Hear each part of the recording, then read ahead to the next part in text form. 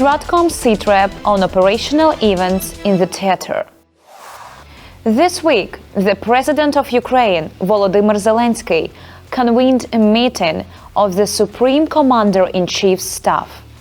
During the session, the Commander-in-Chief of the Armed Forces of Ukraine, General Alexander Syrskyi, provided an update on the operational situation along the front lines, highlighting ongoing active defense operations conducted by Ukrainian units. In particular, Ukrainian forces are maintaining defensive efforts to deny enemy advances in the Pokrovsk and Novopavlivka directions, and to prevent Russian troops from reaching the administrative boundaries of Dnipropetrovsk region. General Syrskyi further reported on the restoration of positions and the retention of key terrain in the Kursk and Belgorod regions of the Russian Federation, aimed at fixing significant enemy forces along the border. A separate focus was placed on enhancing Ukraine's counter-unmanned aerial systems capabilities. General Syrskyi emphasizes that the development of interceptor drones remains a priority. New drone crews are being established, and operators are undergoing intensive training. The armed forces require as many advanced drones as possible, and we have the full support of the President and the government, General Syrskyi stated. President Zelensky reiterated that integrated air and missile defense systems, including drone-enabled air defense, remain a strategic priority. The United States is sending additional defensive weaponry to Ukraine. Pentagon Press Secretary Sean Parnell confirmed the directive issued by President Trump. Responding to questions, the US President stated that the United States is compelled to provide Ukraine with more defensive arms, as it faces intense and brutal strikes. Earlier, in early July, the Pentagon temporarily suspended deliveries of Saturn air defense missiles and other precision-guided munitions to Ukraine to conduct an audit of US weapons stockpiles. Ukraine swiftly responded to the announcement from its American partners. During a meeting with senior military leadership to assess the frontline situation and ongoing operations on Russian territory, President Volodymyr Zelensky instructed the Minister of Defense and the Commander-in-Chief of the Armed Forces to intensify all channels of engagement with US counterparts. We now have the necessary political statements and decisions in place, and they must be implemented as quickly as possible to protect our people and defend our positions. This applies primarily to air defense systems, as well as all other elements of US military assistance, President Zelensky stated. The international community continues to stand in support of Ukraine.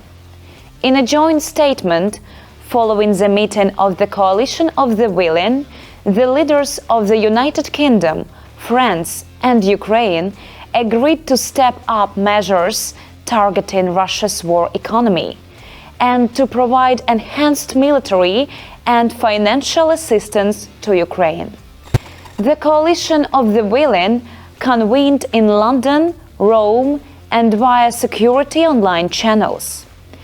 Among other issues, discussions included preliminary plans for the deployment of international support forces in Ukraine, following the cessation of hostilities.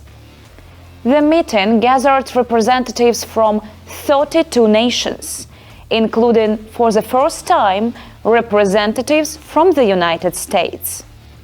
The armed forces of Ukraine have summarized their operational activities for June. According to the Commander-in-Chief, General Alexander Syrsky, Russian forces attempted to increase the intensity of strikes and to extend the length of the contact line. In response, Ukrainian units focused on stabilizing the situation and containing enemy advances along critical axes of operation. General Syrsky reported that during June, Ukrainian defenders executed 115 fire missions under the deep strike concept, with artillery units successfully engaging nearly 3,000 enemy targets. Over the past month, Russian forces increased the number of missile and drone attacks against Ukrainian territory by a factor of 1.6. In parallel, Ukrainian Defense Forces successfully engaged approximately 4,000 enemy targets. The meeting also reviewed mobilization and recruitment efforts, noting an improvement in the return rates from desertion. The Commander-in-Chief outlined specific tasks aimed at strengthening defensive capabilities and disrupting Russian plans for their so-called summer offensive. Throughout the past week, Russia has continued its attacks on Ukrainian civilian cities, using Shahed drones and missiles, resulting in casualties and injuries. On the night of 10 July alone, nearly 400 unmanned aerial vehicles and 18 missiles were launched against Kyiv. Residential apartment blocks, shopping centers, and schools sustained damage. Moreover, Russian forces deliberately targeted first responders arriving at the sites of previous strikes, as witnessed in Kharkiv and Kherson. In Kharkiv, drones struck a multi-story residential building. Odessa and other cities also came under attack. According to President Volodymyr Zelensky, this level of strike intensity demonstrates an escalation of Russian campaign of terror against Ukrainian civilian population. Hundreds of Shaheds every night, relentless strikes, massive attacks on Ukrainian cities. This requires acceleration.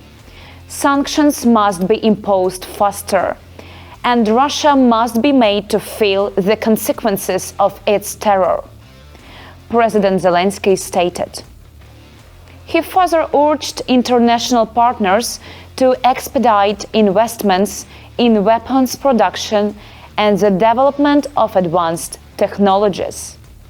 In response, Ukraine continues to strike exclusively military targets on enemy territory. This week, a precision strike was conducted against an ammunition production facility in Russia's Moscow region. The Krasnodarsk chemical plant, targeted in the strike, manufactures thermobaric warheads for Shahed-type drones. On the battlefield, Ukrainian unmanned systems are successfully neutralizing enemy assets. Over the past week, Russian forces lost 2 Buk M1 surface-to-air missile systems. One was destroyed by a strike drone from the 413th Separate Unmanned Systems Battalion, RAID. The second Buk M1 was taken out by operators of the 14th Separate UAV Regiment at the border of Zaporizhia and Donetsk regions. The Buk M1 is a mobile air defense platform designed to engage aircraft, attack helicopters, and cruise missiles. In addition, Ukrainian defenders eliminated two Strela-10 short-range air defense systems.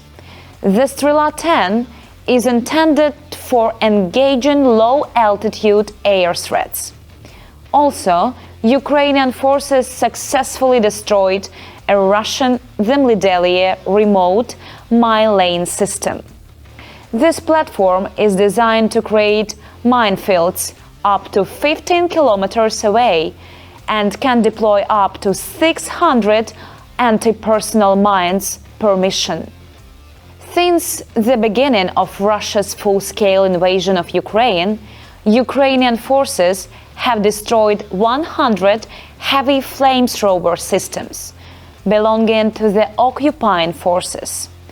The figures were released by the General Staff of the Armed Forces of Ukraine.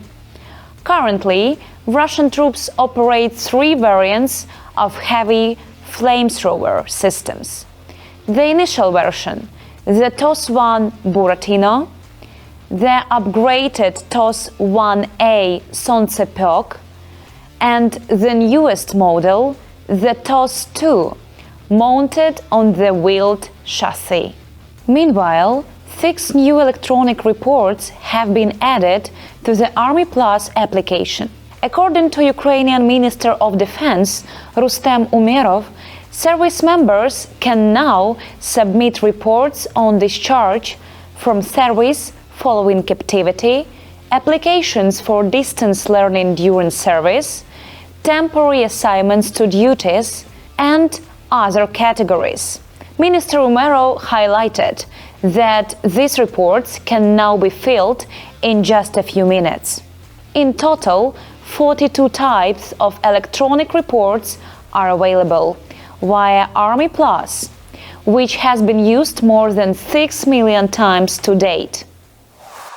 We Will Prevail, produced by the main communications directorate of the Armed Forces of Ukraine.